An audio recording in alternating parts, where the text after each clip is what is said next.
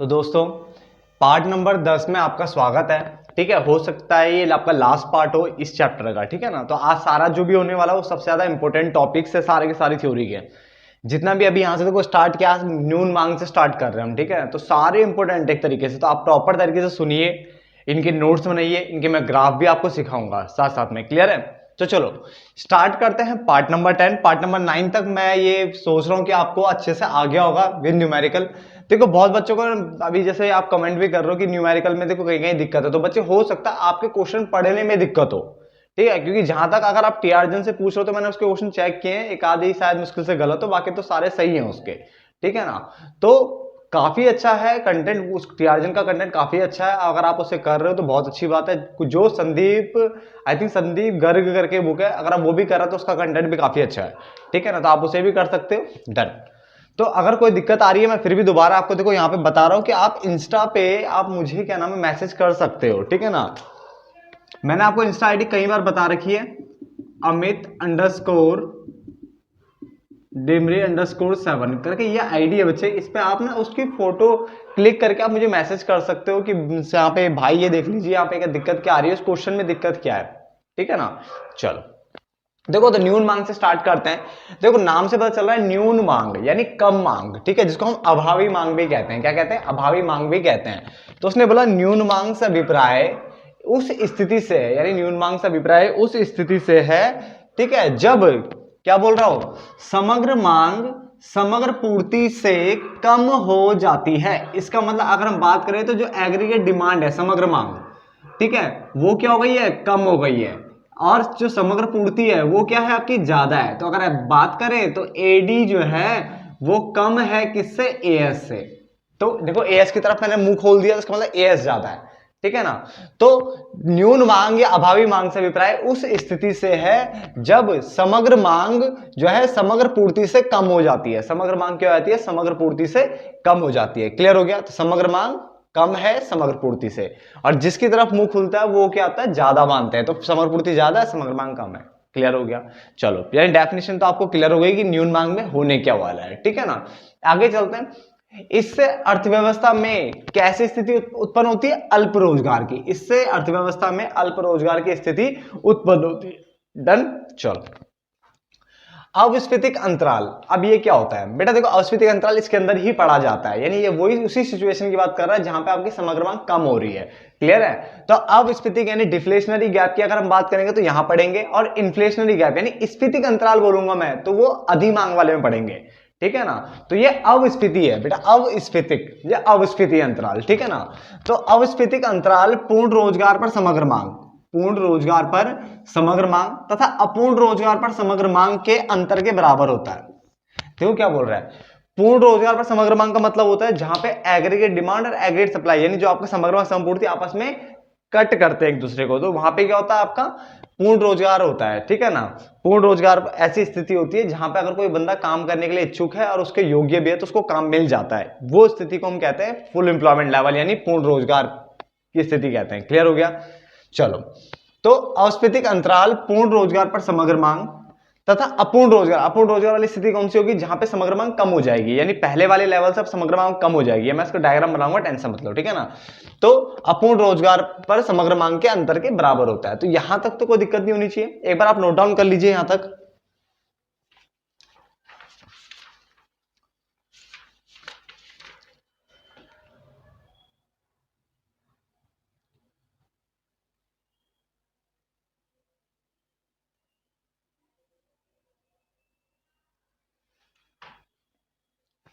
ठीक है, तो न्यून मांग से अभिप्राय एक ऐसी स्थिति से है जहां पे समग्र मांग कम हो जाती है, किससे, समग्र पूर्ति से।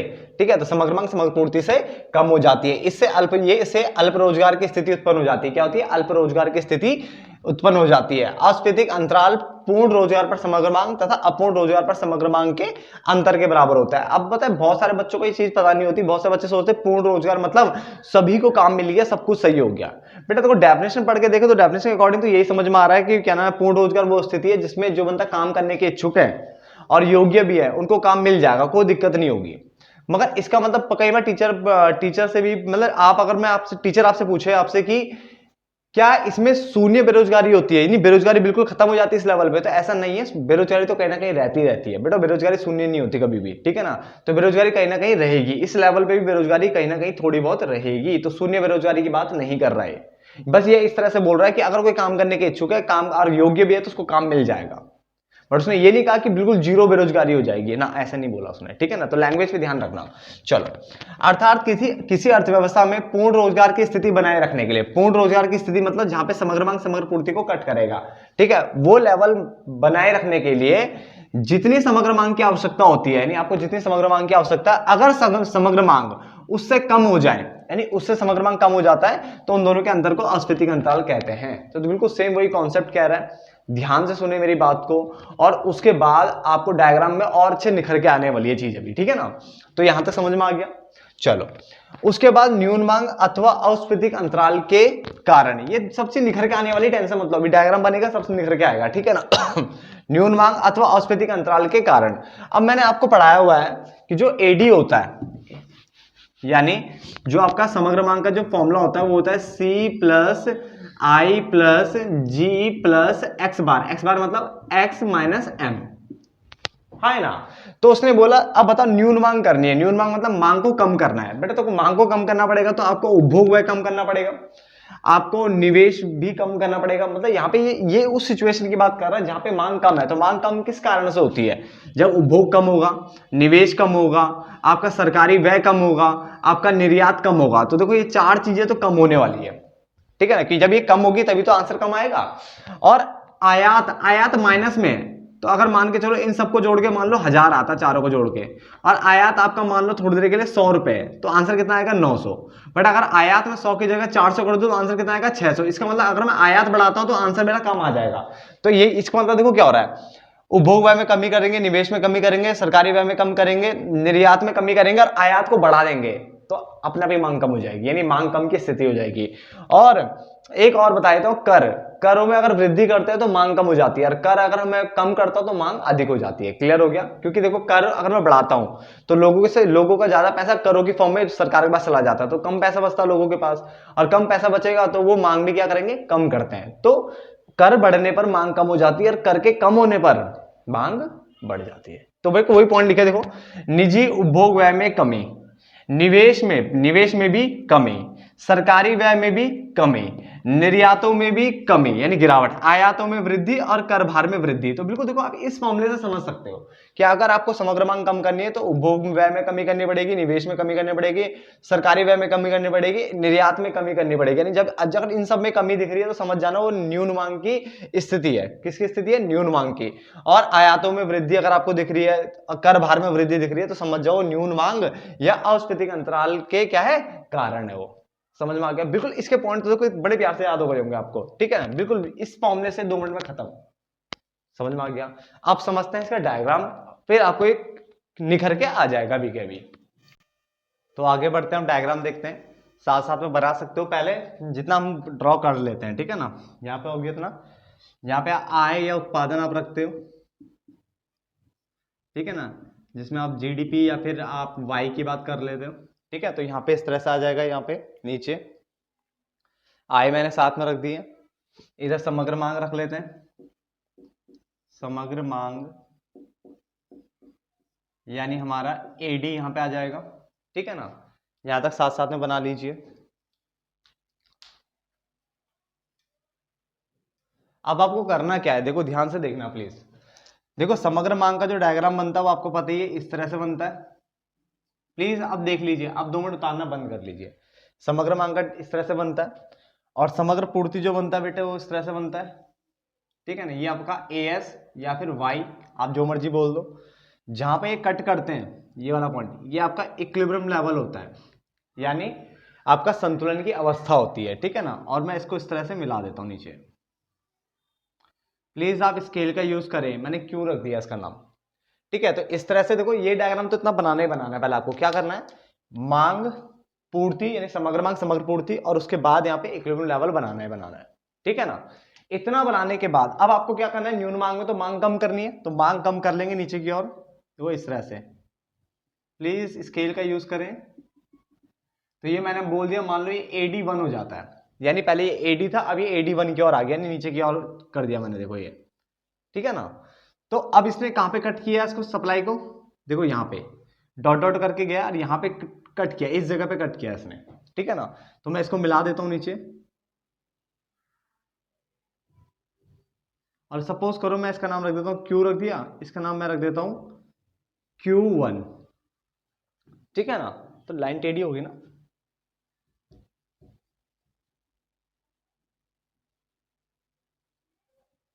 ठीक है ना। तो ये Q1 हो गया हमारा, यहां तक समझ में आ गया। यहां तक बना लीजिए। पहले पहले क्या करा, ADAS बनाया, जहां पे कट करा वहां पे E हो गया। अब जहां पे दूसरी जगह, आप देखो जैसे मैंने मांग को कम किया तो उसने पूर्ति को इस जगह पे कट किया, इसको मैं बोलूंगा E1, यानी नया संतुलन स्तर। ये क्या हो जाएगा हमारा, नया संतुलन स्तर हो जाएगा, ठीक है ना।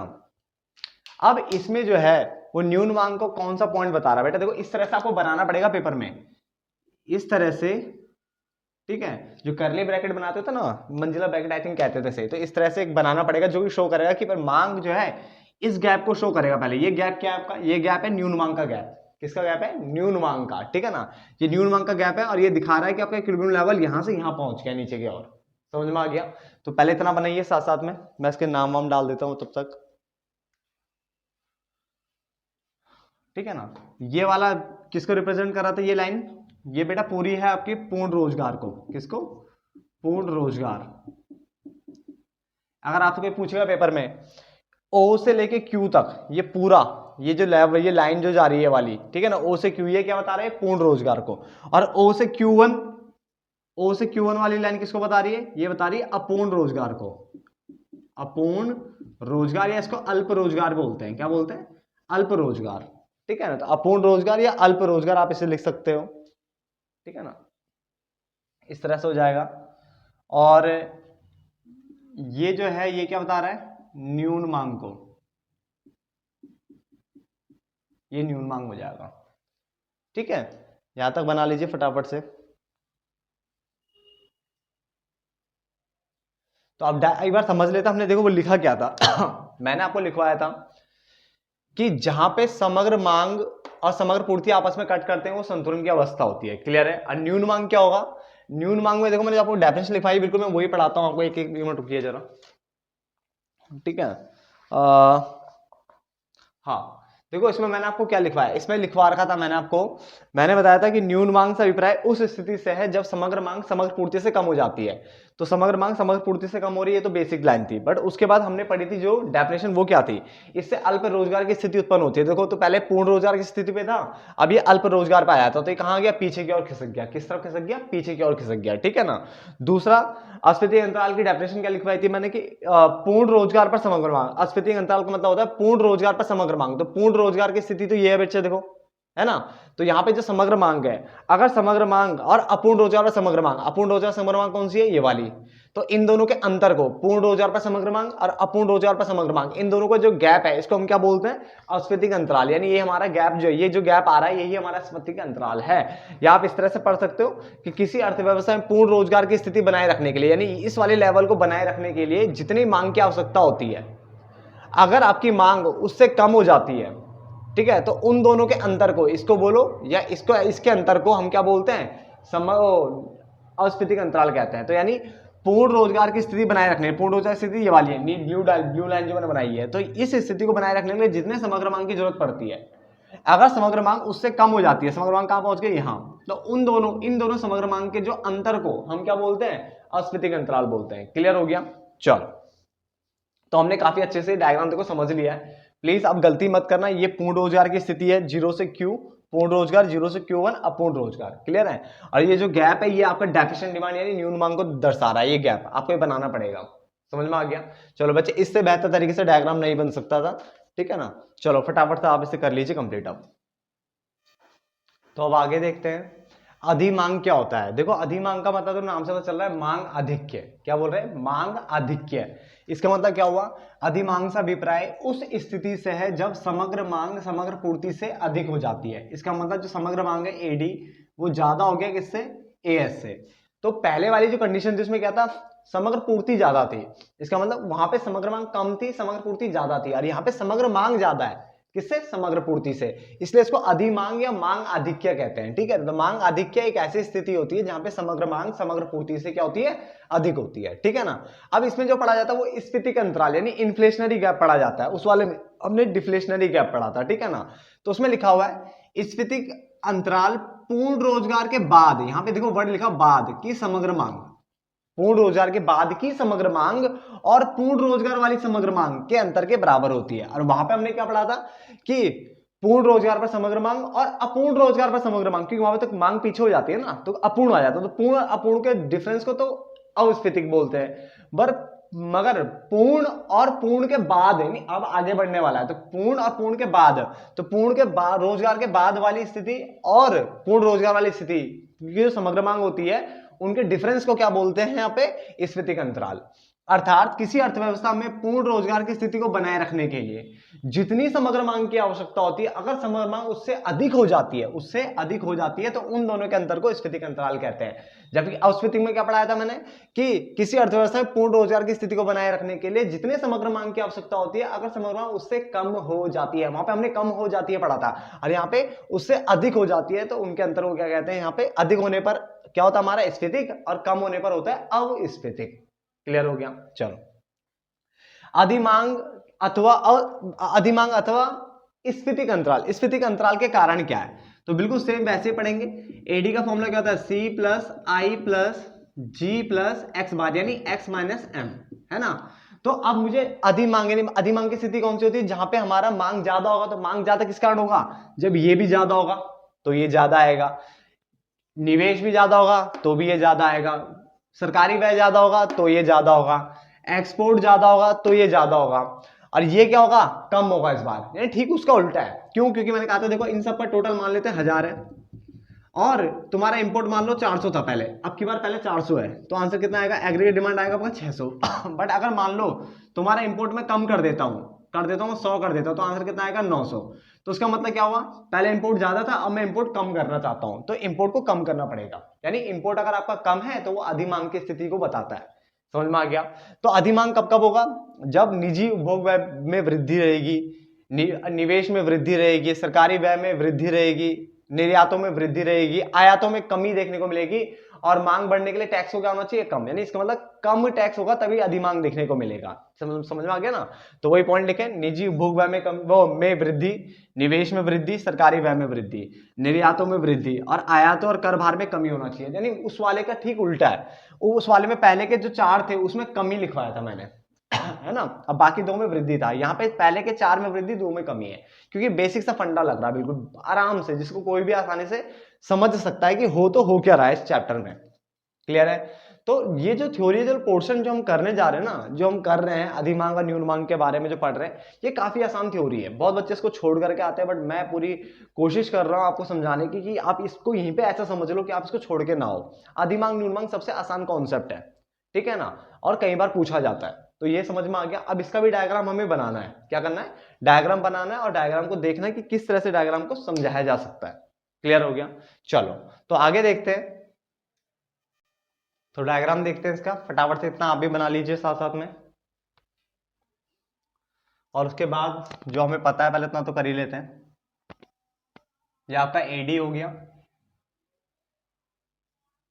और ये आपका एएस हो गया, जिसको हम ऑब्लिक करके वाई भी बोलते हैं, ठीक है ना। जहां पे कट करेंगे मैंने क्यू लिख दिया। ये आपका इक्विलिब्रियम पॉइंट हो गया बच्चे। कौन सा हो गया? इक्विलिब्रियम पॉइंट यानी संतुलन की अवस्था। तो यहां तक तो बनाना बहुत आसान है, ठीक है ना। उसके बाद आपको करना क्या है? मांग को बढ़ा देना बच्चे, ठीक है ना। इस तरह से बढ़ा रहा हूं मैं। ये हमारा AD1 हो गया। इस बार मैंने मांग को बच्चे ऊपर करा है, यानी मांग बढ़ानी है आपको, ठीक है ना। तो ये सप्लाई को बच्चे यहां पे कट कर रहे हैं, तो ये नया संतुलन स्तर हो गया,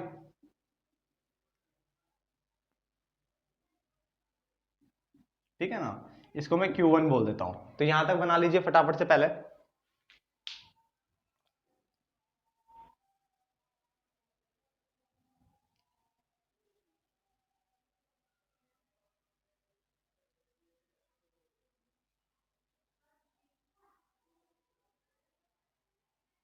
यहां तक बना लीजिए, फटाफट से बना लीजिए यहां तक।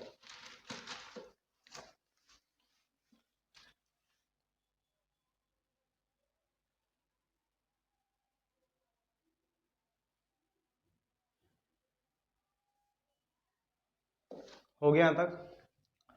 उसके बाद देखो आप ना इसको किस तरह से प्रेजेंट करोगे। देखो ये वाली कौन सी होगी, वाला पहले वाला,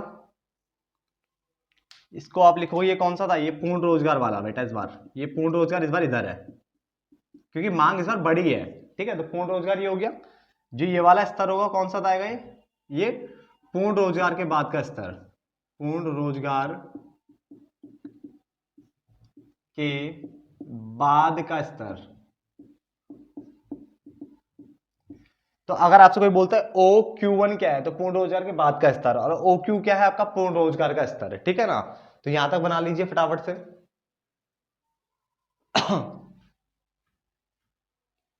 फटाफट बना लीजिए यहां पे। तो यहां तक बना दिया आपने। उसके बाद आपको करना क्या है, इसी को ही, ठीक है ना, इसको देखो किस तरह से बढ़ा रहा हूं मैं, इसको ही बढ़ा के दिखाना है इस तरह से। और यहां पे ये इस तरह से वही कर्ली ब्रैकेट बन जाएगा। इसको मैं कलर कर देता हूं, ठीक है ना, इस तरह से आप दिखाओगे। और जो ये गैप जो होगा, ये वाला गैप जो होगा, देखो इसी तरह से ही ब्रैकेट दिखाना है। ये आपके बुक में, लेटेस्ट बुक में जिस तरह से बना रहे हैं बिल्कुल वही बना रखा है, ठीक है ना। और बिल्कुल यही बनता हुआ आया पहले से, ठीक है ना। यहाँ पे जो होगा हमारा ये वाला, जो ये जो शो कर रहा है ये पूरा, ये हमारा क्या अधिमांग को शो करता है। किसको शो करता है, अधिमांग को शो करता है, जिसको हम क्या बोलते थे, स्फीतिक अंतराल भी बोल रहे हैं। क्या बोल रहे हैं, स्फीतिक अंतराल, ठीक है। ये हमारा स्फीतिक अंतराल भी हो गया, अधिमांग यानी स्फीतिक अंतराल हो गया। क्लियर। तो कैसे पढ़ेंगे, हमने देखो क्या पढ़ा था, देखो इसकी थ्योरी में यहाँ पे बता देता हूँ एक बार और क्या क्या लिखवाया था मैंने इसमें कहा था, देखो अगर ये वो स्थिति होती है, अधिमांग की स्थिति वो स्थिति होती है जहां पे समग्र मांग समग्र पूर्ति से अधिक होती है। तो ये बेसिक पॉइंट था बिल्कुल ये, ठीक है ना, जहां पे समग्र मांग समग्र पूर्ति से अधिक होता है। दूसरा देखो क्या है, इसने बोला स्फीतिक अंतराल पूर्ण रोजगार के बाद। देखो पहले क्या था, पूर्ण रोजगार वाली ये है समग्र मांग, और इसके बाद पूर्ण रोजगार के बाद वाली समग्र मांग और पूर्ण रोजगार वाली समग्र मांग के गैप को क्या बताते हैं, अधिमांग। इस बार ऊपर गया है कर्व, पिछली बार नीचे को आया था, याद होगा नीचे की तरफ डॉट डॉट आया था, ठीक है ना। तो पूर्ण रोजगार के बाद वाली समग्र मांग और पूर्ण रोजगार वाली समग्र मांग के अंतर को क्या बोला यहाँ पे, आपको स्फीतिक अंतराल यानी अधिमांग वाली स्थिति होती है, ठीक है ना। यानी अर्थव्यवस्था में पूर्ण रोजगार की स्थिति बनाए रखने के लिए, यानी ये जो नीले कर्व दिख रहा है, तो ये स्थिति बनाए रखने के लिए जितने समग्र मांग की जरूरत पड़ती है, अगर समग्र मांग उससे अधिक हो जाती है, यानी क्या हो गया, इस वाले नीले कर्व से ऊपर वाले कर्व की ओर पहुंच गया है, तो पूर्ण रोजगार बनाने के लिए समग्र मांग हमें ये वाली चाहिए थी, बट समग्र मांग पहुंच गई इस वाले पे। तो इन दोनों का जो गैप है इसको क्या बोलते हैं, स्फीतिक अंतराल कहते हैं, ठीक है ना। तो ये स्फीतिक अंतराल का हमारा कर्व बन गया। तो देखो काफी आसानी से हमने अधिमांग और न्यून मांग को खत्म कर लिया विद कर्व, ठीक है। होप सो आपको समझ में यहां तक तो आ गया होगा। अब हम आगे बढ़ते हैं, जो बच्चे कुछ पॉइंट से इसी वीडियो में खत्म कर देते हैं, ताकि क्या है अब हमें आगे पार्ट ना बनाना पड़े। तो आगे बढ़ते हैं। अब हमने अधिमांग न्यून मांग पढ़ लिया था और मुझे वीडियो बंद करनी पड़ गई थी किसी कारण से, ठीक है ना। तो चलो अब ये बना लेते हैं, आगे खिसक लेते हैं, जितना भी बस्ता पोर्शन है सारा खत्म करते हैं, ठीक है ना। तो मुद्रास्फीति की बात कर लेते हैं। देखो स्फीति मतलब हो गया इन्फ्लेशन, अभी हमने पढ़ा था इन्फ्लेशन, जहां पे आपकी वस्तु सेवाओं की कीमतें हाई हो जाती है, क्लियर है ना। और वहीं पे अगर डिफ्लेशन होता है तो वस्तु सेवाओं की कीमतें कम हो जाती है, क्लियर है। तो हम स्फीति की बात कर रहे हैं, यानी यहाँ पे वस्तु और सेवाओं की कीमतें क्या होगी, ज्यादा हो जाती है। तो हमने बोला मुद्रास्फीति से अभिप्राय उत्पादन की लागत बढ़ने, यानी जो उत्पादन की जो लागत है, कॉस्ट ऑफ प्रोडक्शन है, वो बढ़ने की बात कर रहा है, तथा वस्तुओं और सेवाओं की कीमतों में और अधिक वृद्धि होने से है, और अधिक वृद्धि होने से है। तो सिंपल सा है, कोई आपसे बोलेगा मुद्रास्फीति यानी इन्फ्लेशन क्या होता है, तो आप बोलेगा इन्फ्लेशन वो सिचुएशन होती है जहां पे वस्तु और सेवाओं की कीमतें बढ़ जाती है, बात खत्म, इतना काफी है, ठीक है ना। थोड़ा सा हमने आगे ये भी लिखा हुआ कि मुद्रास्फीति में क्या होता है, वस्तु सेवाओं की कीमतें बढ़ जाती है, तो वहीं से लिखा हुआ पॉइंट ऊपर से। साथ साथ में इसमें मुद्रा का मूल्य गिर जाता है, मुद्रा का मूल्य गिर जाता है, ये आपको याद रखना चाहिए। मुद्रा का मूल्य गिरने का मतलब होता है कि देखो ना, अभी पहले मान लो पहले 5 रुपए में कितना कुछ आ जाता था, आज के टाइम में 5 रुपए में कुछ नहीं आता है ना। पहले 10 रुपए में तो बहुत कुछ आ जाता था, आजकल 10 रुपए में कुछ नहीं आता है, बहुत रेयर चीजें, बहुत कम चीज आती है 10 रुपए में, है ना। क्यों, क्योंकि मुद्रा का मूल्य लगातार गिरता चला जा रहा है। आपको पता है जैसे डॉलर है मजबूत हो रहा है, ठीक है ना, और रुपया लगातार गिरता चला जा रहा है ना। पहले क्या नाम है, बहुत सस्ते दाम पे पेट्रोल मिल जाता था, कम कीमत पे आपको 1 लीटर पेट्रोल मिल जाता था। आजकल 100 रुपए देने के बाद भी आपको क्या नाम है 1 लीटर पेट्रोल लेना बहुत मुश्किल हो रहा है, कहीं 104 पहुंच गया, 110 पहुंच गया। तो इसका मतलब क्या हुआ, आपकी जो मुद्रा है ना उसकी वैल्यू क्या हो रही है, लगातार गिरती चली जा रही है, मुद्रा कमजोर हो रही है। आपकी मुद्रा क्या हो रही है, कमजोर, यानी रुपया आपका कमजोर हो रहा है, क्लियर है। तो मुद्रास्फीति क्या है, मुद्रास्फीति मतलब होता है उत्पादन की लागतें बढ़ना, वस्तुओं सेवाओं की कीमतें बढ़ना, कीमतें क्यों बढ़ रही है? क्योंकि आपका जो मुद्रा है ना वो कमजोर हो रही है, तो मुद्रा क्या हो रही है? कम मूल्य कम हो रहा है, ठीक है ना। चलो, अधिमांग, ये आपका इंपॉर्टेंट क्वेश्चन बन जाता है बच्चे। अधिमांग तथा न्यून मांग का सामना करने के लिए, अधिमांग तथा न्यून मांग का सामना करने के लिए जो हमारे राजकोषीय और मौद्रिक जो उपाय होते हैं उनको समझाइए। तो अब हम यहाँ पे पता है क्या करेंगे, सबसे पहले हम राजकोषीय उपाय समझेंगे और उसके बाद हम मौद्रिक उपाय भी खत्म करेंगे। तो पहले राजकोषीय खत्म कर लेते हैं। राजकोषीय उपाय कौन से होते हैं? तो राजकोषीय नीति वो नीति होती है, राजकोषीय नीति से अभिप्राय सरकार की आय तथा व्यय की नीति से है। राजकोषीय नीति कौन सी होती है? जो सरकार की आय तथा व्यय से संबंधित होती है, उसे हम राजकोषीय नीति कहते हैं। या आप इस तरह से भी लिख सकते हो, राजकोषीय नीति से अभिप्राय सरकार की बजट नीति से है। सरकार की बजट नीति बोल दो या सरकार की आय तथा व्यय की नीति को राजकोषीय नीति कहते हैं। क्लियर हो गया? अब इसके 4 घटक है। कितने घटक हैं? 4, जिसमें से 2 मैंने आपके सामने लिख दिए। पहला है आपका सरकारी व्यय। कौन सा है?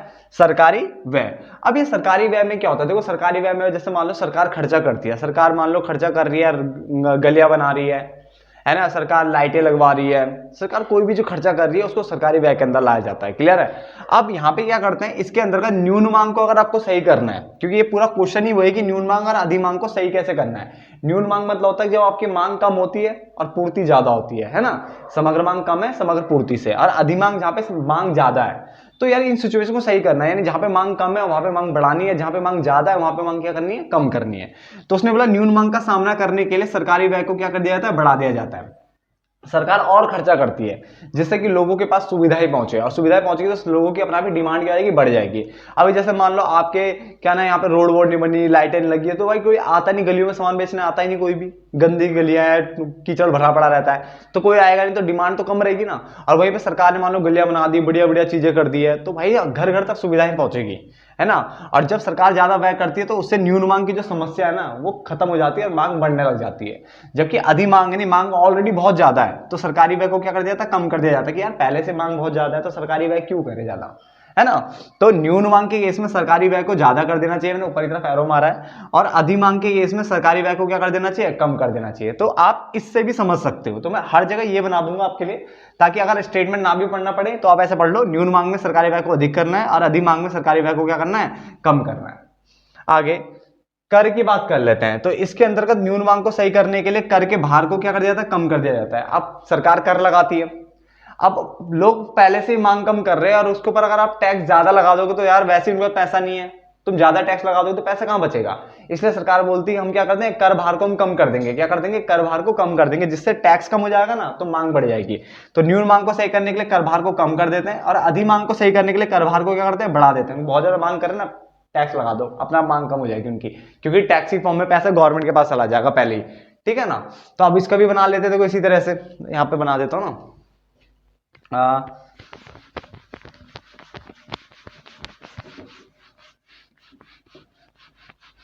ठीक है ना।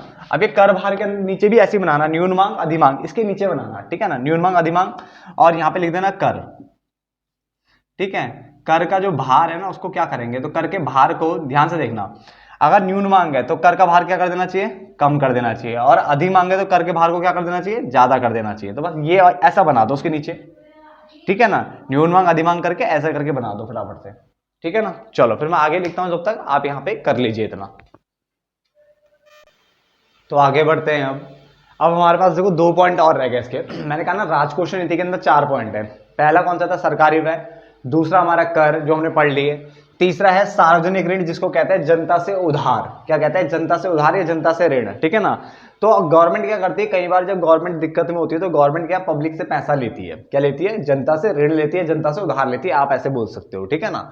तो ये हो गया। या फिर गवर्नमेंट किससे ले सकती है? आरबीआई से उधार ले सकती है, या तो जनता से उधार लेगी या आरबीआई से उधार। आरबीआई से उधार को बोलते हैं घाटे की वित्त व्यवस्था।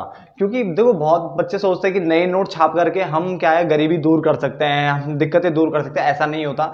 याद ना, जितनी ज्यादा नई करेंसी छपेगी उतना करेंसी का मूल्य क्या होता है? गिरता चला जाता है। यानी अगर आप ज्यादा रुपए छापते हो तो रुपए का मूल्य क्या होता है? लगातार गिरता चला जाता है। मैंने बहुत पहले भी सिखाया था आप सबको, ठीक है ना। आप चाहे तो जिम्बाब्वे की करेंसी देख सकते हो, मैंने बताया था जिम्बाब्वे की करेंसी डालना कि हाईएस्ट करेंसी मतलब कितनी है जिम्बाब्वे की, तो वहां पे $1 ट्रिलियन के आसपास आ जाएगी। इतनी बड़ी करेंसी का एक नोट छपता है वहां। इसका मतलब वहां क्या है, कट्टे भर के अगर छोटे नोट में ले जाओगे तो भी आपको गुड्स इतनी आसानी से नहीं मिलेंगे, क्योंकि उनकी जो मुद्रा की वैल्यू लगातार गिरती चली जा रही है, ठीक है ना। हमने वहां पे ऐसे पढ़ा था डन।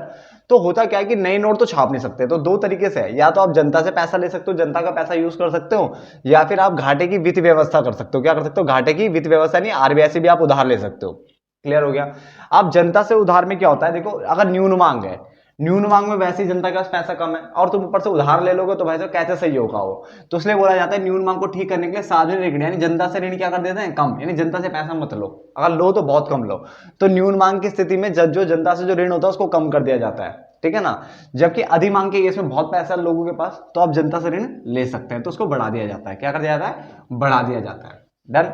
जबकि घाटे की वित्त व्यवस्था आरबीआई से उधार, आप क्या है, अगर मान लो न्यून मांग की स्थिति चल रही है तो गवर्नमेंट आरबीआई से पैसा उधार ले सकती है, ठीक है ना। तो अगर न्यून मांग को ठीक करना तो आरबीआई से उधार को बढ़ा दिया जाता है, इसका मतलब आरबीआई से उधार लेना चाहिए। और अगर अधिमांग की स्थिति है, ऑलरेडी बहुत पैसा इकोनॉमी में, ठीक है ना, लोगों के पास बहुत पैसा है, तो आरबीआई से उधार नहीं लेना, इसका मतलब आरबीआई से उधार क्या कर देना, हमने कम कर देना। किस केस में? अधिमांग की स्थिति में। क्लियर? तो बहुत आसान से पॉइंट्स है, फटाफट आप बना लीजिए इसको भी। अब मौद्रिक की बात कर लेते हैं इसके बाद, तो आगे देखते हैं हम। देखो हमने क्या करा, हमने राजकोष नीति के 4 पॉइंट पढ़े हैं, ठीक है, राजकोष उपाय में 4 पॉइंट पढ़े। मौद्रिक में मैं आपको कम से कम 6 से लेकर 7 पॉइंट बताने वाला हूं, ठीक है ना।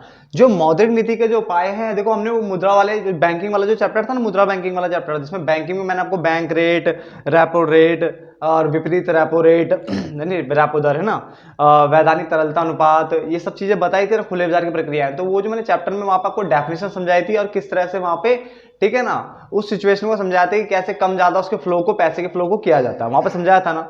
तो वही डेफिनेशन आपको वहां से याद रखनी है। देखो वो पढ़ना पड़ेगा, एक बार उसकी डेफिनेशन याद कर लेना ताकि ये वाला पोर्शन निखर के आ जाए वाला, ठीक है ना। तो प्लीज वहां पे जाकर के आप प्लेलिस्ट में जाकर के मैक्रो इकोनॉमिक्स में आप नीचे नीचे जाओगे तो आपको वो बैंक दर रेपो दर वाला अलग ही थंबनेल बना हुआ है, वो आपको मिल जाएगा। क्लियर है ना? तो उसको पढ़ लेना एक बार। और अगर आपने पहले से नोट डाउन किया था लास्ट टाइम जब मैंने अभी टर्म 1 में कराया था, तो वहीं से पढ़ लो। क्या पढ़नी है? सिर्फ डेफिनेशंस पढ़नी है कि होते क्या है। चलो, मौद्रिक नीति क्या होती है ये हमने वहां पे पढ़ा था, यहाँ भी पढ़ा रहा हूं। मौद्रिक नीति वो नीति होती है जो मुद्रा से संबंधित होती है। तो मुद्रा से संबंधित नीति को मौद्रिक नीति कहते हैं। मुद्रा से संबंधित नीति को मौद्रिक नीति कहते हैं। यहां तक तो कोई दिक्कत नहीं होनी चाहिए आप सबको। अब आगे देखो क्या लिखा हुआ है, अर्थात मौद्रिक नीति सरकार की वह नीति होती है जिसके द्वारा अर्थव्यवस्था में ब्याज दर और साख मतलब पैसे की उपलब्धता को नियंत्रित करके अधिमांग और न्यून मांग की स्थितियों का सामना किया जाता है। यानी अगर मैं बोलूं सरकार की आय और व्यय से संबंधित नीति कौन सी है, तो बोलोगे राजकोषीय नीति।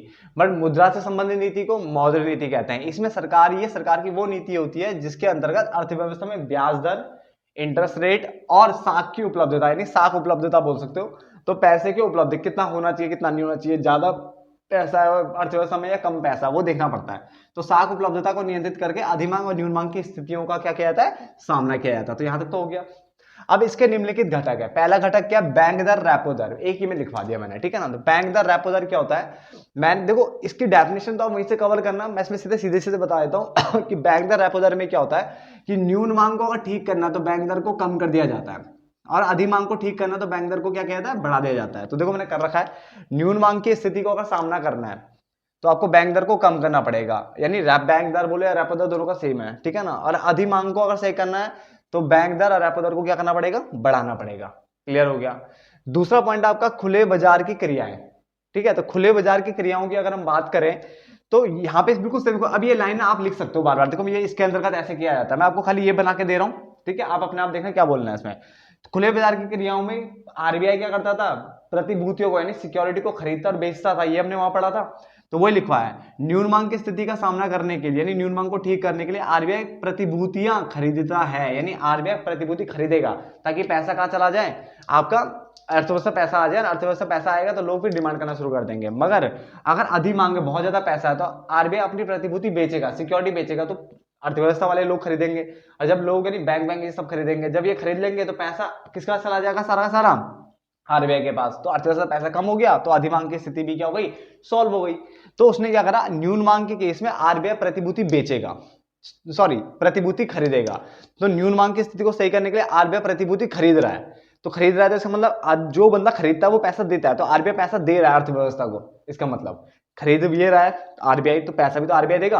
आरबीआई देगा तो पैसा अर्थव्यवस्था के पास आ गया, अब अर्थव्यवस्था अपनी डिमांड कर सकती है, नहीं मांग बढ़ जाएगी। नंबर दूसरा, बहुत ज्यादा पैसा है, अधिमांग की स्थिति चल रही है अर्थव्यवस्था में, तो आरबीआई इस बार खरीदेगा नहीं, आरबीआई प्रतिभूति बेचेगा। तो अब आरबीआई बेच रहा है तो अर्थव्यवस्था खरीद रही है, तो अर्थव्यवस्था पैसा कहां जाएगा, आरबीआई के पास आ जाएगा, तो वहां पैसा क्या हो जाएगा, अपना कम हो जाएगा, इससे हमारी अधिमांग की स्थिति भी क्या हो जाएगी, सॉल्व हो जाएगी।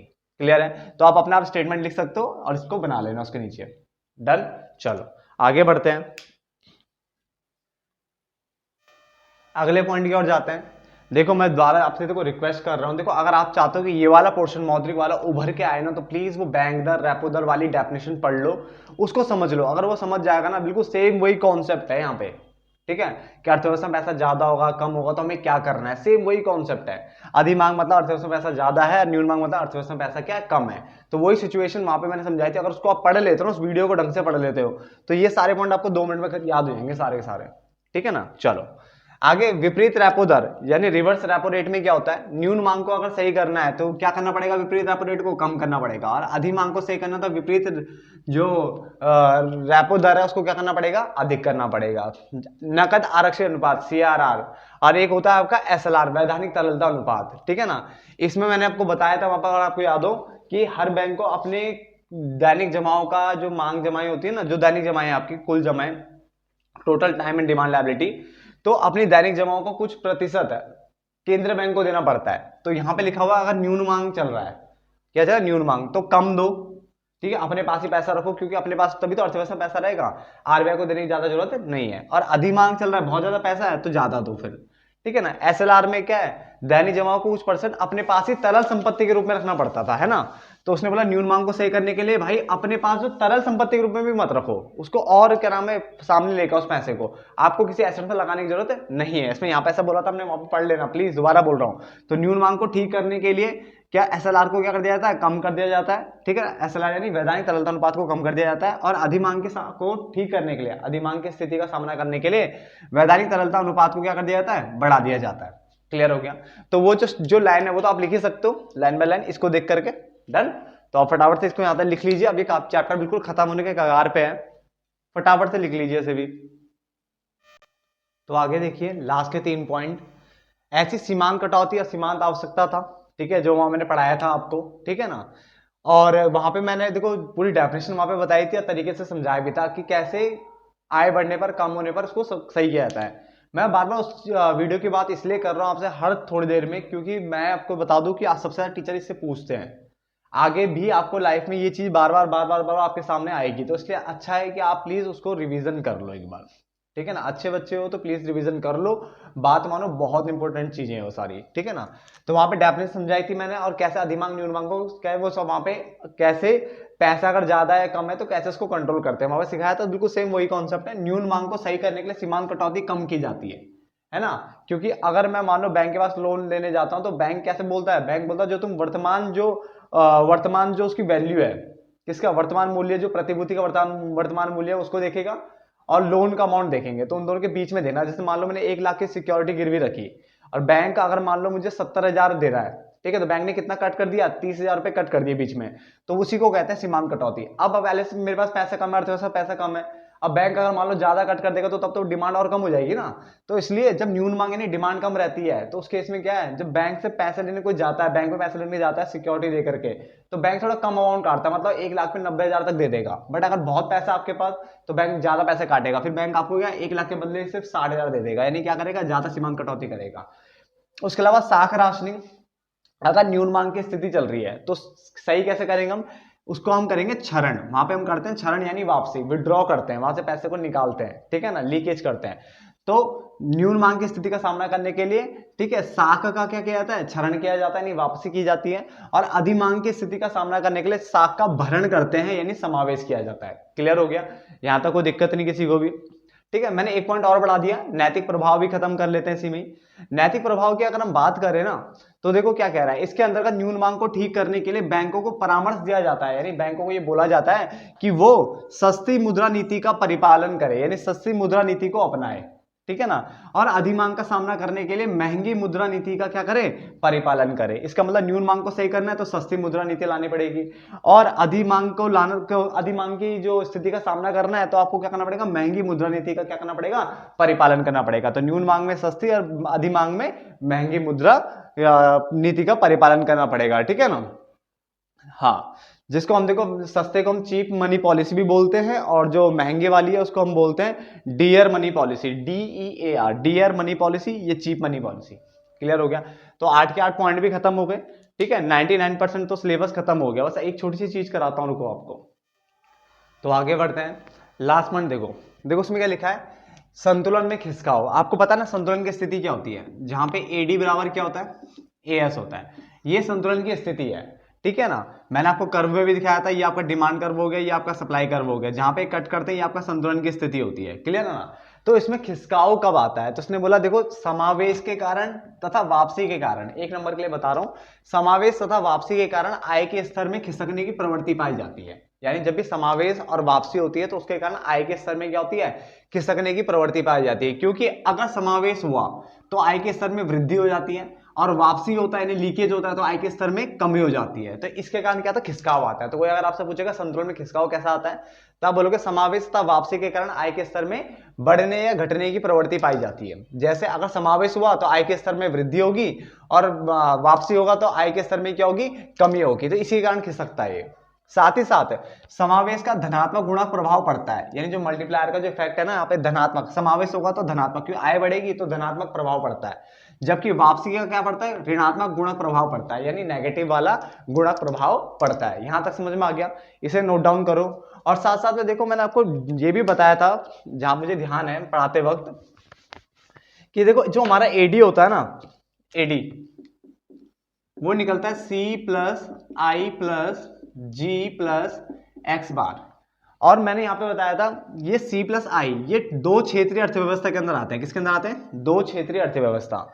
C+I+G ये 3 क्षेत्रीय अर्थव्यवस्था में आते हैं, और ये पूरे के पूरे अगर चारों कर दूं मैं कवर, तो ये 4 क्षेत्रीय अर्थव्यवस्था में आते हैं। जैसे मैंने नेशनल इनकम में पढ़ाया था ना आपको, सेम वही कॉन्सेप्ट यहाँ पे भी है, बट ये क्षेत्रीय अर्थव्यवस्था वाले कॉन्सेप्ट अब तुम्हारे इस वाले चैप्टर में नहीं आ रहे हैं, ठीक है। तो बस थोड़ा सा हल्का ये पता होना चाहिए कि अगर कोई बोलेगा 2 क्षेत्र है तो इतना तो पता होना चाहिए, 2 क्षेत्र में स्टार्टिंग के दोनों होते हैं, 3 क्षेत्र में 3 आ जाते हैं, और 4 क्षेत्र में चारों चीजें आ जाएगी, चारों के नाम लिखने पड़ेंगे, ठीक है ना। 2 क्षेत्र और 3 क्षेत्र को बंद अर्थव्यवस्था कहते हैं, क्योंकि उसका भी बाहर वाले देश के साथ यानी रेस्ट ऑफ द वर्ल्ड के साथ कोई ट्रांजैक्शन नहीं हो रहा। तो अगर रेस्ट ऑफ द वर्ल्ड यानी विदेशों के साथ अगर कोई भी आदान प्रदान, कोई एक्सचेंज वैक्सचेंज नहीं हो रहा है तो तब तक वो बंद रहता है। तो इसका मतलब देखो यहाँ पे विदेशी क्षेत्र तो आ नहीं रहा, विदेशी क्षेत्र तो यहाँ बैठा हुआ है, तो ये बंद अर्थव्यवस्था है। ये वाली भी जिसमें 3 क्षेत्र होते हैं, गवर्नमेंट भी आती है, तो ये भी बंद अर्थव्यवस्था है। और जब ये चारों आ जाएंगे तो ये बन जाएगा खुली अर्थव्यवस्था बन जाएगी। क्लियर हो गया। तो अब इस चैप्टर को यहीं पे खत्म करते हैं। होप सो आपको पूरी वीडियो समझ में आई होगी। मैंने तीनों चैप्टर का समाप्त किया था, एक ही में समग्र मांग पूरा समझाया, समग्र पूर्ति समझाया। क्लियर हो गया।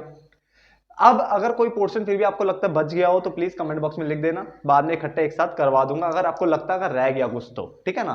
तो मेरे हिसाब से वीडियो यहीं पे खत्म होती है, ठीक है ना। अगर आपको सबको ये वीडियो पसंद आई है तो प्लीज कमेंट में जरूर लिखना कि आपको ये समझ में आ चुका है पूरा चैप्टर। डन। तो मैं ये वीडियो क्लोज कर देता हूँ, बंद कर देता हूँ, और जाते आते दोबारा बोलूंगा कि प्लीज एक बार वो बैंक दर वाले ना, रेपो दर वाली डेफिनेशन कवर कर लेना एक बार पहले, ठीक है ना। चलो धन्यवाद दोस्तों, आप मिलते हैं इंडियन इकोनॉमी में, मिलेंगे आपके साथ।